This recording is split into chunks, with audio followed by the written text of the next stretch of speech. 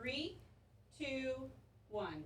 Okay, so we are back for another episode of Buying Miami, Life, Love, and Real Estate. And today I'm super excited to have Patricia Basden here because there would be no Buying Miami if it wasn't for Patricia.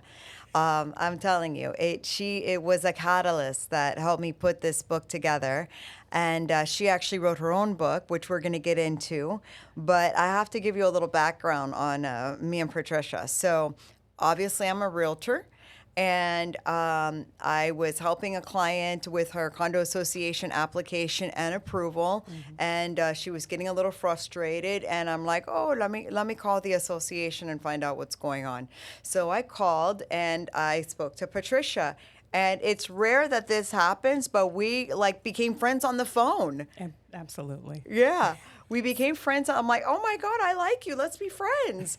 And it turned out that I think what we connected on was somehow, I don't even know how it got into the conversation, but I talked about I had a book, and she's like, I have a book.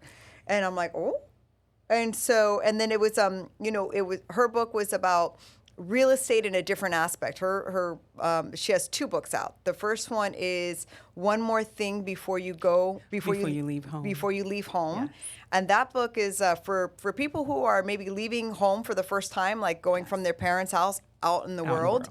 And it's a great book for young people to just kind of, school them on what to expect and what the process is and what they need and how to live with a roommate and just what the expectations are and what are the expenses and how do you split them and how do you pay and all of that stuff. I got it for my little brother.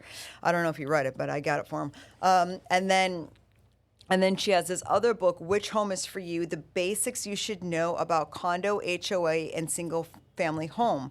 And it's around associations in general. Yes. So Patricia hooked me up with the Sharon Anderson from Pop Publishing, who basically helped me, get my book, Buying Miami, from the Microsoft Word file into an actual book. Yes. That is on Amazon. That is for sale now, and that has morphed into this podcast. So Patricia and I decided to meet, and we met in person, and we talked for 4 hours. Yes. 4 hours. We just were like peas and carrots.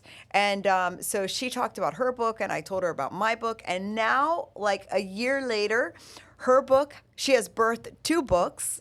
And then, of course, we have my book. And Patricia helped me with when I was talking about associations and Buying Miami, she contributed to my book. And I helped her on her book on the real estate part, some of the real estate parts. So today, I thought it would be so much fun to have her on the show and talk about condo associations, HOAs, and associations in general, because people get really blindsided they just don't know what they don't know. And the truth is, if you're going to buy in Miami or South Florida in general, more than likely you're going to buy a single family home in a development in a planned or you're going to condo. Most home sales are like that. Now, there are a few homes, single family homes, that are in we call them neighborhoods that all the homes are kind of unique and individual. And in those cases, there's no association that manages the community. But more often than not, you're going to get a single family home or a townhouse in a community with an association. Maybe there's a pool, maybe there's a gym, maybe they cut your lawn for you, but you're gonna run into these associations, and you need to be schooled on what's going on, or you'll be blindsided. Like if you don't put your garbage in the right place, you'll hear about it. If you don't pick after your dog, there's some places that. A lot of buildings, a lot of associations where you have to give the DNA of your pet. Yes. So then if your pet defecates somewhere, they can test it, and then they can come back to you and give you a fine. Yeah. Yeah. So, but you think about it. You're getting into a community of people. Okay. You guys are all jammed in there together. And there needs to be rules and regulations to keep the order. Otherwise, people are going to be doing willy-nilly stuff. They'll be drying their clothes on the balcony, and they'll be, smoking pot, and it gets crazy. Get haywire. Or they want to try to have 16 dogs in their apartment, and we can't have all that hooey. So, let's start with this, Patricia. What made you write this book? Which home is for you? The basics you should know about condo, HOA, and single family homes. What made you write it? One particular phrase that I've repeatedly heard for years being in this industry from owners. I wish I knew. They wish I knew. All say, I wish I knew. I wish I knew about maintenance. I wish I knew about special assessment. I wish I knew what the board could and could not do. I wish I knew what I could do as an owner. And I felt a lot of the things that they were talking to me about was like the basic. It was like, how do you not know? Yeah, how do you not know? But at the same time, I took a step back and realized that some people just bought into these associations because of the amenities and because of the price. But they never dug into what is behind everything. Yeah. And the basics is what they really should understand before they buy into an association. As far as maintenance, it will always increase. Always. They see the price, it's only $239 or $589. And I'm like, okay, that's good. But do you realize 3 years from now, it's not going to be that price? Are you willing to make sure your finances is going to increase to accommodate those increases that's going to take place? Not just looking at the beautiful pool and the beautiful gym that you don't have to walk too far to, and the shopping area is not too far. You have to look beyond those things when you're purchasing into those communities, as well as understanding the community atmosphere. Where you're moving into is important to know where you're moving to and the people around you, what they stand for, what they're doing. Because if you're moving into a condo that has the younger generation, I'm not against them, but they're up, and not to say they don't have noise ordinance, but if they're active and you're a little bit older and you like the quiet atmosphere, you're not going to move into an association that is filled with a bunch of young people and having a whole bunch of moving activity taking place. So you have to look at everything. And I strongly encourage people to go to that same location 3 different times: morning, noon, and night. Yeah, that's a good idea. No matter what place you're going to. And understand what you're doing. Yeah, I think also people have to understand, like, you need to be aware of yourself and the community that you live in, and just, a lot of times it's just common sense. We would think it's common sense, but, you can't be 2 o'clock in the morning on a Tuesday blaring your music. Like, that's not cool. And if you think it's cool, therein lies the problem. You need a single family home. You need a single family home if that's what you want. Yeah. Correct. So I think people have they have to kind of adjust to the idea of being considerate of those around them. Correct. And for some people, that's not an innate way of being. No. So, well, let's start with usually people's first interaction with the association. Let's say, we're buying Miami, so we're going to talk about buying. So, and there's a lot of condos and there's a lot of homeowners associations. So when you are going to purchase in a property that has an association, one of the first things that you need to do is make an application. You have to apply to be a resident in that community. And people, it's not so much like, you do need to get approved, but I explain it to people because sometimes they get really nervous, like, oh my God, what if I don't get approved? And what about this? And what about that? And I'm like, well, are you a child molester? Do you have a domestic violence on your record? Do you have 15 DUIs? Because, that we'll get into that. Makes a difference. But if you have a relatively clean record, then you should be okay. And you'd be surprised. Most people, believe it or not, I've learned this in real estate.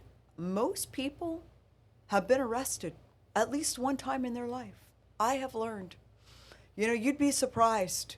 You'd be surprised. Yeah, you would be surprised. And people are like, oh my gosh, you know, I had this DUI back 10 years ago, or I got arrested for disorderly conduct when I was in college. And, you know, is this going to affect? And I always tell people, and I'm sure you'll agree, always be honest on your application. That's the truth. Always be honest. It's better to just be honest and let them know, because if you lie about it and then they find out that you lied about it, or something comes up in your criminal background, That's a quick that's denial. going to be even that will give you, because you're a liar and your That's pants true. are on fire. So true. So That's like true. it's better to just be transparent and listen. Whatever you did, you're over it. It happened 10 years ago. You're not the same person. I mean, we all, you know, it happens to the best of us. So, But if it's 7 years or less, it's something to be concerned about, because they do look at that. yeah, and if it's something serious, like a domestic violence one, will Correct. keep you from getting approved, I would say. I mean, it's questionable. It's questionable. Everything that, anytime an application is reviewed and it's considered to be denied, or want to be in the position of being denied, it's always sent to council. And it should be sent to council. So they make sure that the association is protected, that, you know, they're not going to be wrongfully sued because they denied a person when they shouldn't have. So, And yeah. I've seen situations where people they're like, hey, JoAnne, you know, I got arrested for, I was out partying and I had this, you guys might be shocked to hear this, in Miami. Okay, brace yourself. But I've had people in the past that are like, hey, they caught me with cocaine and that it was a bachelor party and blah, blah, blah, and I got arrested. I'm like, how long ago was it? And usually if it's something that is kind of explainable, or, you know, you've met your requirements, you paid your penance, you did it's been resolved, and you have moved on and whatever, then I have, and it's been quite effective in the past in these situations where people would write a letter. Explaining, like, hey, I know this is gonna come up, and so they just get ahead of it.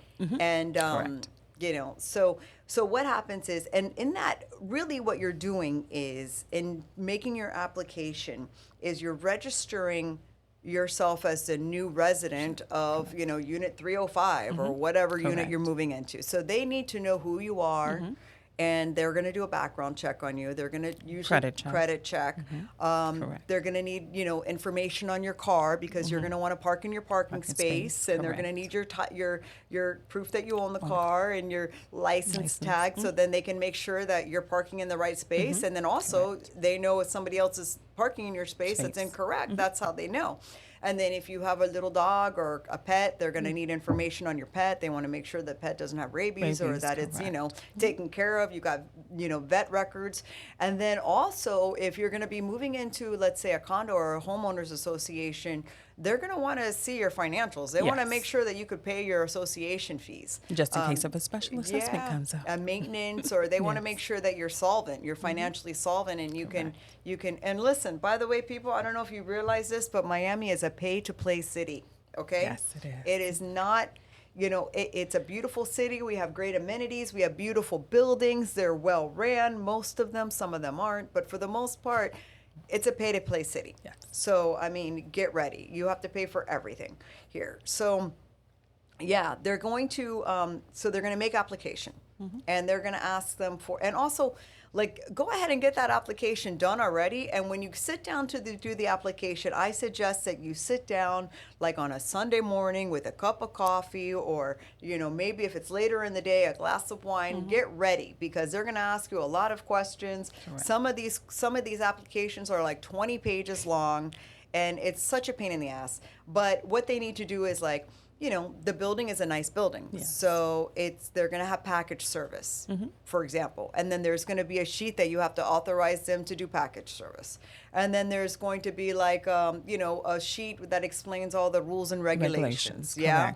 Correct. So you need to know the rules, you know. It's imperative to look through the rules and make sure you're comfortable moving into that place and following those rules.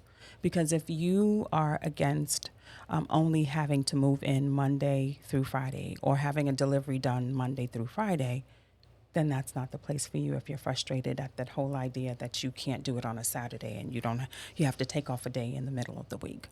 Yeah, I it's would say that's important. probably one of, but listen, be responsible, hire somebody or get somebody to come and sit in your apartment from 3 to 5 Yes. on a Tuesday, and it's called adulting. Yeah, We don't sure. like it. I don't like it. Yeah, Okay, but that's true. if you want to live in a condo in Brickell or on the beach and you want to have all these beautiful amenities, then you can't have furniture delivered at 9 o'clock on a Saturday morning.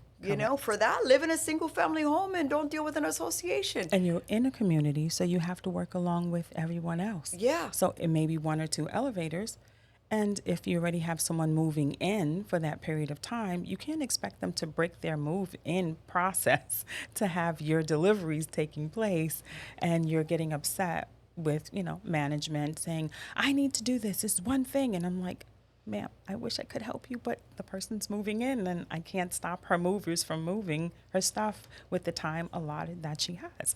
One thing I learned, and I haven't always been this way. I've only been this way since I've gotten older, and I learned the hard way. I've learned everything in life the hard way. I didn't learn by listening to anyone. Now I dispense information and hoping that I catch the people that learn by example.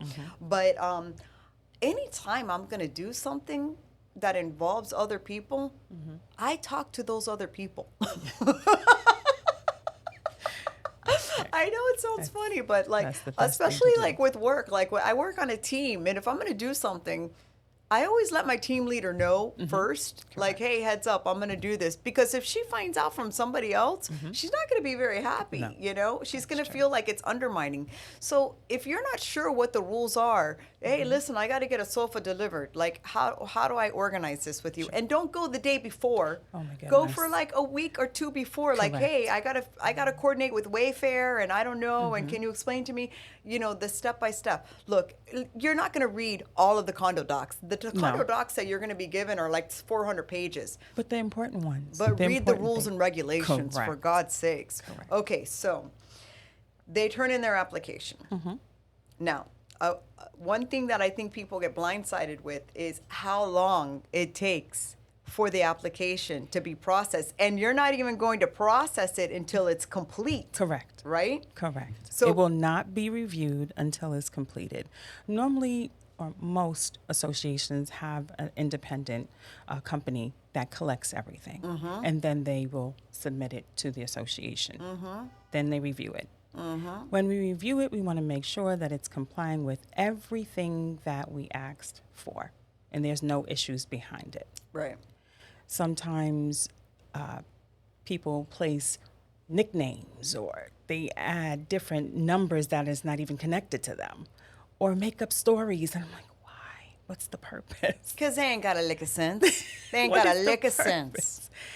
But I know some people in Florida, they hear that 30-day law, that 30-day rule. We have 30 days to review it. Now, not to say that it takes that whole amount of time. Of course not. Because if it depends on if the board is the only one reviewing it and they don't have the management reviewing it at all, board members work. They're not going to the office every day to look at applications. Right. So that's that 30-day rule thing. But if there's management and they are reviewing the applications, it shouldn't take that long. No. Once you have all the information that you gave that company to gather for you, you're just looking it over and making sure there's no crime in the background of it. And if there is, then send it to council. But if everything is okay, everything was submitted, it shouldn't take that long for an acceptance to be Right. given. But I always advise my buyers, listen, fill it out completely. Turn it in, talk to them I love it, it kills me. I get these applications and they're like, oh, you have to pay a $150 application fee, but they don't tell you who to make the check out to or how to pay it. So then you call and then they don't answer. And then you try to get the email. It's usually by email they'll answer. But you have to fill out the application completely. You have to turn it in. Now, sometimes they'll let you turn it in electronically, Yes. which is convenient. But a lot of times they don't take the money electronically. You have to send a cashier's check or a money order. Or pay online. But sometimes they don't let you pay online. There's not an option to pay online. So I guess the point is, people, is like when you're filling out these condo association applications, fill them out completely. Completely, correct. If it doesn't apply to you, put N/A, which is non-applicable. applicable. Because when you put N/A, that means that you've looked at that and you have deemed that it doesn't apply to you, and you're letting them know that, hey, I see this, but it doesn't apply to you, as opposed to just leaving it blank, Correct. right?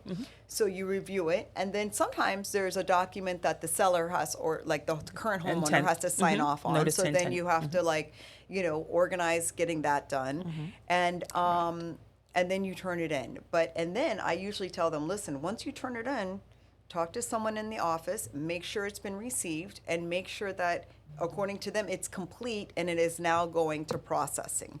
Now, that's the only thing. There's some associations that use that third party person or company that's reviewing it. So if you're calling that association and saying, did I submit everything? I'm like, we wouldn't know. Because we have to wait for it to be released from that company to us to say, okay, everything is collected. And when you do that, it doesn't mean for you to call the association every day to see if the application has been reviewed, is it accepted, what else is needed, because majority of the time that company is going to reach out to you by email and say, you're missing this. Right. You're missing that. Well, I have found that when there is a company, and the company usually is tenant evaluation. That's Correct. Yes, I didn't know if I wanted to Oh, say the sure. name. That's in South Florida. That's Yeah. that's the pretty only company that I know that does it. Correct. So if tenant evaluation has collected all of your stuff and they've sent it to the association, then you know it's in Complete. process. Correct. And they send you They a letter. send you an email. Yeah. And another thing is, like, I would call the association and say something like, bearing that tenant evaluation is not involved. If tenant evaluation is involved, then you will get communication from them saying that it's in process, and they'll kind of tell you where you're at in the process. But Correct. bearing that it's not, once it's received, so you're not there wasting your own time calling them every day. Hey, Mr. Association, okay, it's received, great, you got everything looks good. Okay, based on your workload, when should I expect to hear a response? Oh, you'll hear it by Friday. Okay, great. Well, if I haven't heard from you by Friday, may I give you a call on Monday to follow up? And, then that way you're kind of taking the power back by saying, may I give you a call if I haven't heard it by this day? And then you call on Monday and you can find out what's going on. Or the person will tell you, hey, there are about 8 applications before yours. If there's any issues, you'll be given a call. Oh, that's a good, And just say, oh, can I have your name? So I'll just wait for you to give me a call back. You're giving that person the opportunity to say, okay, we acknowledge we got your application. There's a few before yours. If there's an issue, you'll be contacted. Right. But if you call the association every day to see what status your application is, it doesn't make the application move any further, any faster. I think it's also knowing the right question, like when should I give you a call back, or when should I expect this application to be approved?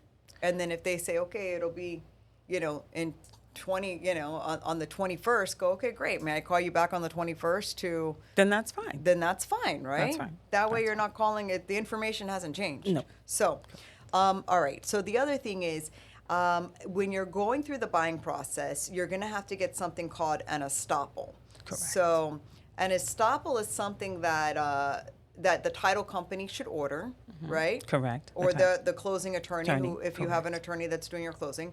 And the estoppel is basically kind of like a statement of the current account that Of the that current owner. owner has, Correct. right? Because if things aren't settled up like the right way, you ain't gonna close. Correct. You will not close. You will not 2 close. documents that you will not close. Yeah. That estoppel is necessary to have, as well as a certificate of approval. Oh yeah. You need to have that document. The title company should require a certificate of approval. So Correct. again, that's why people are like, oh, why does it take 30, 45 days to close? It's not just, especially if you're getting a mortgage and you're getting into a condo or homeowners association, it's not just the paperwork for the mortgage, but it's also getting through the association. But the thing is that you're not really going to start interacting with the association until you're over your inspection period, right? Because it doesn't make sense for you to start your application with the association, and usually there's an application fee. It varies, but it's like 100, 150 around there Correct. for each adult. And sometimes if you're married and you could prove that you're married, they'll give you a little discount or whatever. But marriage certificate. Yeah. but you're going to start the application usually like if it were me, I would tell people, listen, go ahead and get the application. Go ahead and fill it out while you're in the application, while you're in the inspection period. But once you know for sure that you're going to move on with this purchase and you put your second deposit, go ahead and turn in your association application and get that going.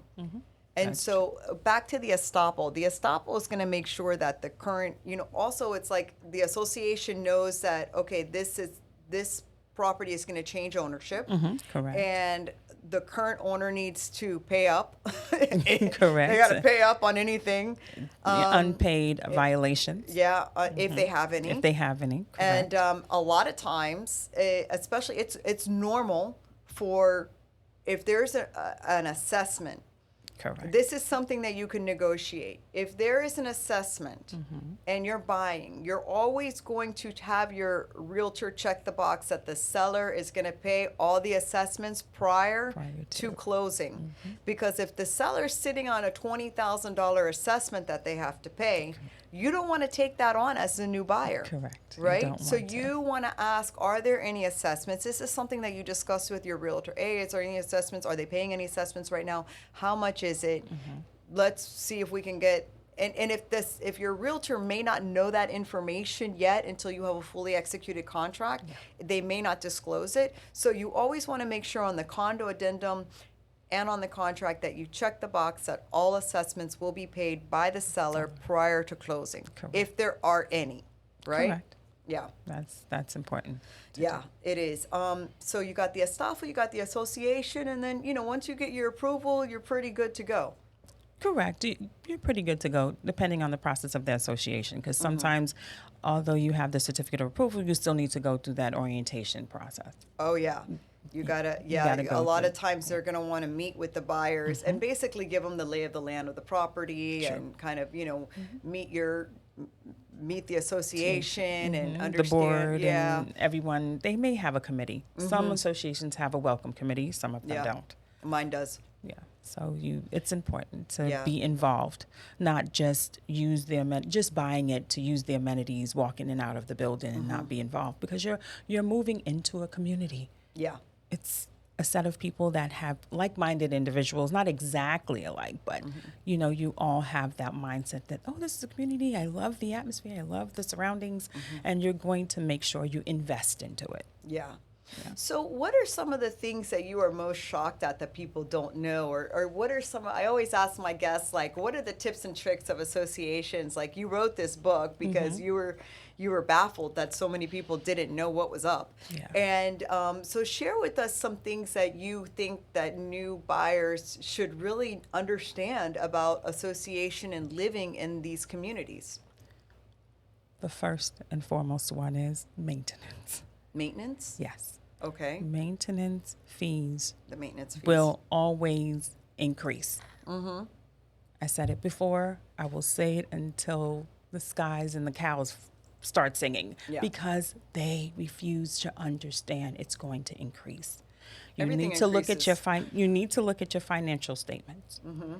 The association has a responsibility. If you have 150 units or more in that association, they have to have a computerized program to show that information.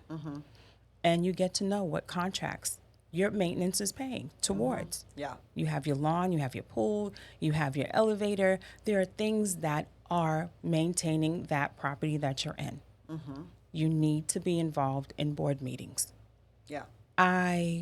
That's the second thing that I'm so avid about. It's just something that an owner needs to do.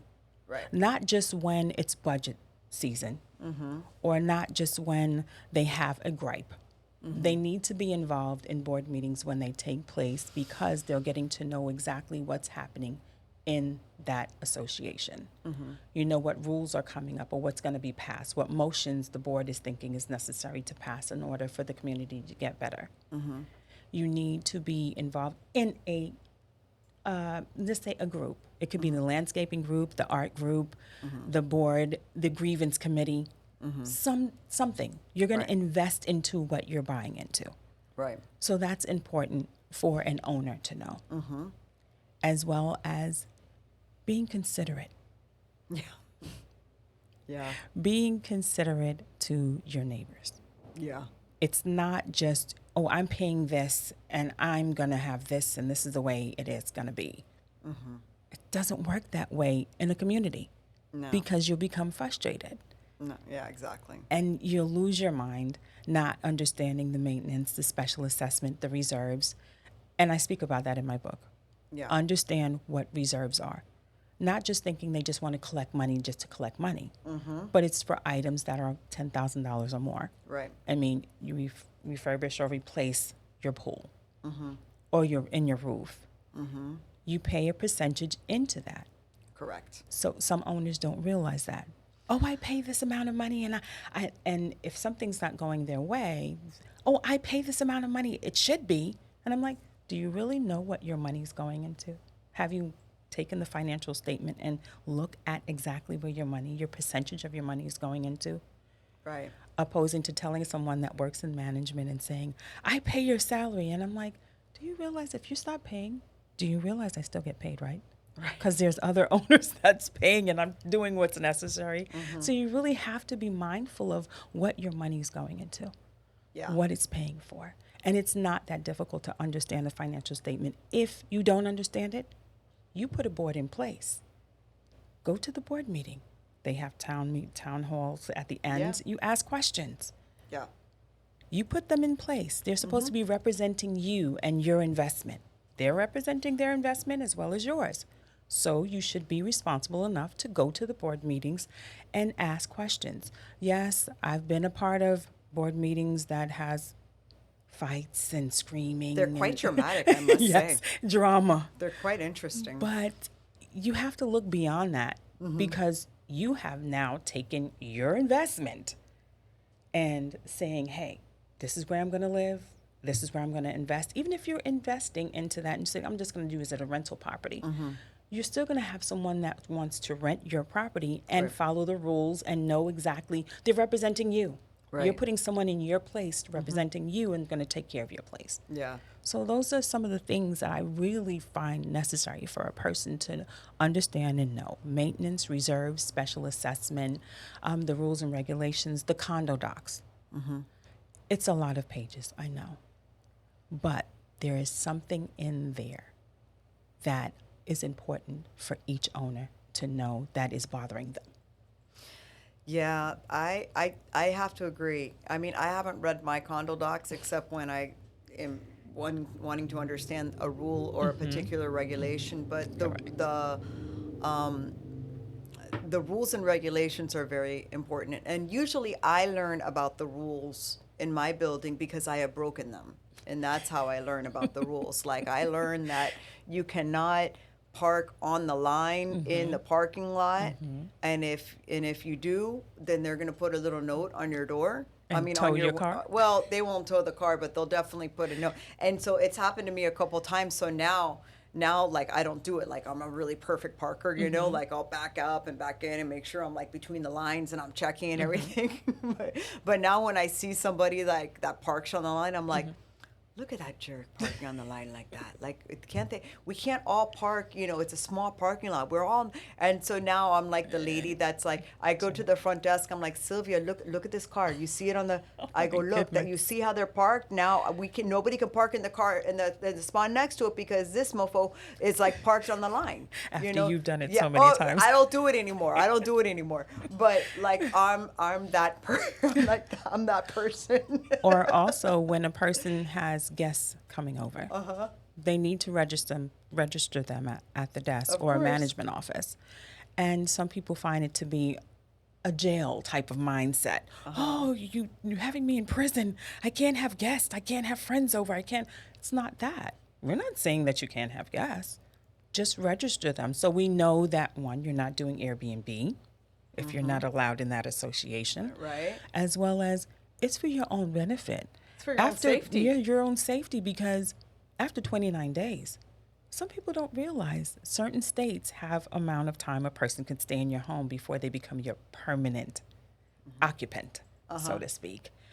And if they're staying there more than 30 days and they're not paying rent, you have to evict them because now they're officially an occupant in your home. They've taken their license has been changed, right? Driver's license, and now they are an occupant, and now you have to do the illegal eviction if you want them out. No. What about if you have, like, I used to always tell my security guard, call me when people are coming to my house, even Yes. if it's a housekeeper, even if it's like before I had a boyfriend. Well, I have a boyfriend now, but it was a different one. and I'm like, when this guy comes, I want you to call me because I like to know that I have that 3-minute buffer, like, Correct. oh, let me just make sure that Fix up. everything's good. But Correct. if they don't call you every time, and then you break up with that person, and then they're a weirdo, and then now they're friends with Fulano at the front desk, and now the guy is going to just let him up, and then now he's there to kill you. Yeah. That's so true. But And then you're going to be like, oh, how come you didn't register him at the front desk like you're supposed to, And so, I mean, it's just, if you don't like to follow the rules and you like to do whatever you want, and you want to like put the garbage outside of your front door and not take it to the garbage thing, and you're like that guy, or you want to let your dog, piss and defecate in the hall and not clean it up, if you're like that person and you know who you are, then Correct. don't live in a condo. Correct. Don't live in a homeowners association. If you don't want to bring your garbage, from the side of the street to where it's supposed to go, then living in an association It's not is for not you. for you. Not for you. And if you're a dick, don't live in an association. Correct. You got to be nice. But you to still people. have rules in single family homes. I I don't think why know. people that they think, oh, I'm not going to live in an association because I'm not going to have a board or management tell me what to do. But you still have city ordinance. You still have things Yeah. that you have to follow. Of if course. you want to make never a room in your home, you have to pull a permit. You're not just going to make another room in your home without getting a permit and closing it. So it's the same thing in association. You have to pull a permit and you have to Yeah. get it closed, and it's different rules, but it's just for your own safety. Well, also, you're living in an association, close quarters with 100, 200 people. If everyone's just doing whatever they want willy-nilly, and this guy's Free for painting all. his house purple and that one's blue, and how is that going to affect the value of your house? If you don't have like rules of order, then that's going to adversely affect the value of your Property. place, of your Correct. property. And then the other thing is, I kind of learned the hard way, like, be nice to the staff. I know it sounds pretty like that. I've lived in my building for 7 years, and there was this lady that started working there, and she was mean. Like, I don't know, she did not have the personality to be a front desk person. Like, I just don't understand how she got the job. But nonetheless, she was a very mean woman. And I go, oh, we got a live one here with this one. And I've learned that the people that are the meanest need the most love. So I did something very simple. I learned her name. And every time I saw her, now the elevator opens and the front desk is like maybe 100 feet, in the front of the lobby, and the elevator's in the back of every time I saw her, I'd be like, hey, so-and-so, hi, so-and-so. I'm not going to say her name, but No. I'm going to be like, hey, well, let's say it's Amy, I'm making it up, but hey, Amy, hi, Amy. And then slowly but surely, like every time I saw her, good morning, Amy, good night, Amy, hi, how are you? And she's like, because she's a grumpy old lady. And eventually she'd be like, hi, Iha, which means like daughter, hi, and then the time, like, I kind of like warmed her up, and now that lady will do anything for me. My dog died the other day. She was crying. I mean, she like, there was, she's just like very protective, and she's protective of the building, but she's also very protective of me. So even the people in my building that I see on the street, walking down the street, I'll be like, I don't know everybody's name. So I'm like, hi, neighbor. And usually they don't say hello back to me. And usually, they're just in their own world, but it's like, I see you. I see you, and you're important because you're alive. And I live in this building, and I've lived there 7 years, and I say hello to everyone. Everybody. Yeah. And I say hello to the front desk people, and I have that building on lock. I have it on lock. Like, I have people's cell phone numbers. Whenever there's an issue, I have everybody's number. Because when you live in the building, the front desk people, They collect the valets. You have to have them on lock, because when there's an issue, You know who to go you to. know, you want them to, like, bring them little presents at the holidays, give, like, so many times here's my leftover food. I don't want it, the front desk guy, he's there overnight. Like, be kind. Be kind. Even if it they're goes not a long way. Well, even if they're not kind to you, just what does it take? Because you never know what's going on with people in their lives. You never know. But I've come against with a few owners that tried that. Oh, I'm giving you this gift, and then I'm like, okay, and then a week or 2 weeks later, oh, can you look the other way? I have 3 dogs instead of 2, and I'm like, bribing doesn't work with me, but you know what to do, right? Not have that 3rd dog. Yeah. So it's nice to get gifts, but it's also nice to not be taken advantage of when you do those things, knowing what your motive behind it is.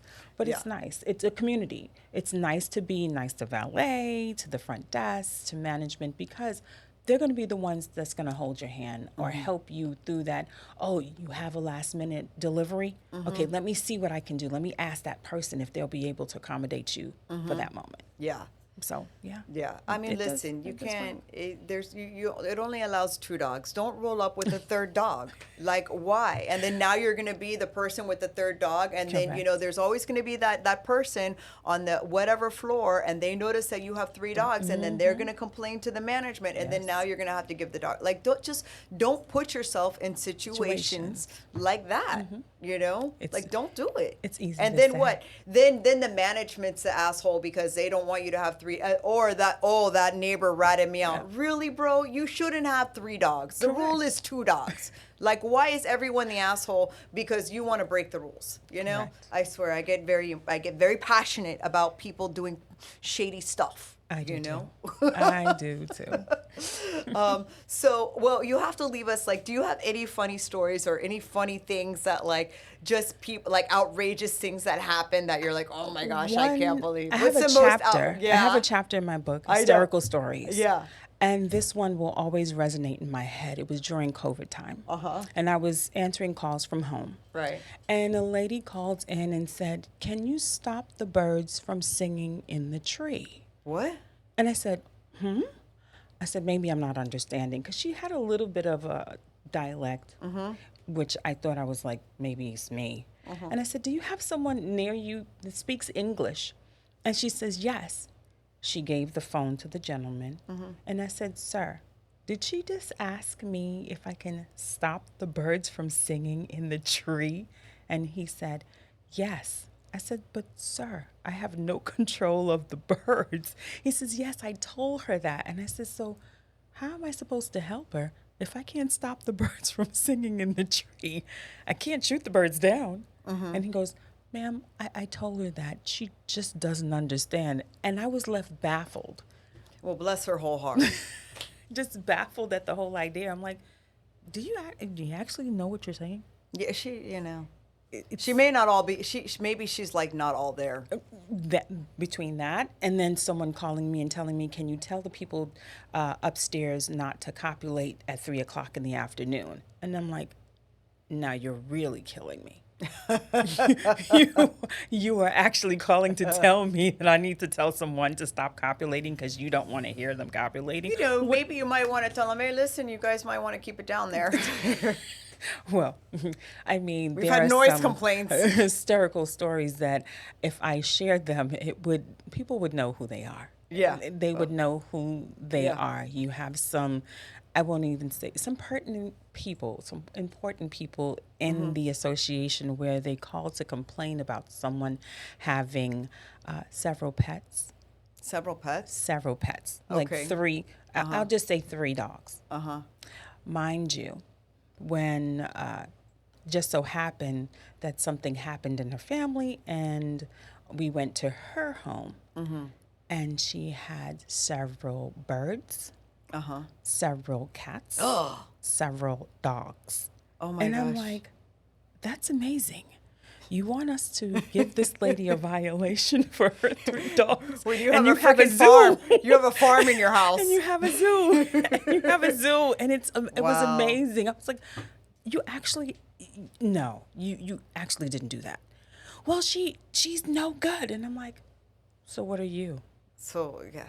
Yeah. So those are some stories that I'm left baffled with for these amount of years that I've been in this industry, because it's like, you really need to think about what you're saying before you call. Yeah, I hear you. That's a good one. Well, listen, Patricia, thank you so much for being great. with us It was today. great And being I here. mean, there's there for our listeners, there really is a lot that you should know, and I highly recommend getting the book "Which Home Is for You: The Basics You Should Know About Condo, HOA, and Single Family Homes" by Patricia Basden. That's Basden. Basden. Oh my God, I'm so sorry. Basden. It's Basden. Correct. And we'll put a link. I'll put a link on the podcast in the description, so people can just click on the link and get it on Amazon That would be if they're interested. Yeah, of course, of course. And there's a lot that you need to know. And if you have more questions, feel free to reach out to me. And if you want, I could probably put you in touch with Patricia Yeah, that's fine. if you want. But if you're going to move into a community, make sure that you're okay with the rules and regulations. Make sure that you understand that your maintenance is going to go up. Make sure that you understand that The special the assessment special assessment may come up. And I think one last thing that I forgot to touch on is the Condo Association, the questionnaire. Ooh, yes. yeah, the questionnaire, because it does, it relates to buyers. If you're going to get a mortgage, not only, and I've discussed this many times, in the mortgage process, you're going to get approved, and your property that you want to buy is going to have to get approved. So when you are going to buy into a condo or an association, the lender is going to send a questionnaire to the association to make sure that the association meets the requirements for the loan that you're going to get, right? Correct. So they're going to send this questionnaire. This is something that you, as a buyer, will have to pay for. Usually it's between like $200 up to $500. I've seen some of them. Okay. Yeah, and $450 I've seen. And sometimes you could do a rush on it, but it's something that the lender is going to need before they'll send your loan to underwriting. They're going to ask for the condo questionnaire, and based on those questions and how they answer them, they will let you know if that property is going to qualify for the loan, that the loan product that you're going to go into.